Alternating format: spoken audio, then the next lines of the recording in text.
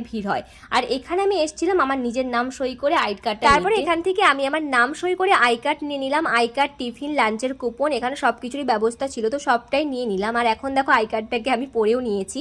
আর দেখো আস্তে আস্তে কিন্তু ভিড় বাড়ছে, বাচ্চা থেকে বড় সবাই কিন্তু এখানে রং খেলায় প্রচুরভাবে মেতে উঠেছে। আসলে এখানের বসন্ত উৎসবটাই এমনভাবেই হয় যেটা সকলের জন্য হয়। এখন আমি কোথায় যাচ্ছি বলো তো? এখন যাচ্ছি মৌমিতাদির কাছে। মৌমিতাদি হচ্ছে একজন ফেসবুক ক্রিয়েটার। মৌমিতাদির ভিডিও হয়তো তোমরা অনেকেই দেখেছো।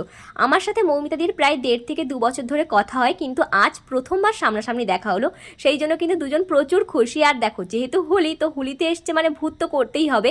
মৌমিতাদির সাথে অরূপ দেখে দুজনকেই কিন্তু পুরো ভূত করে দিয়েছি।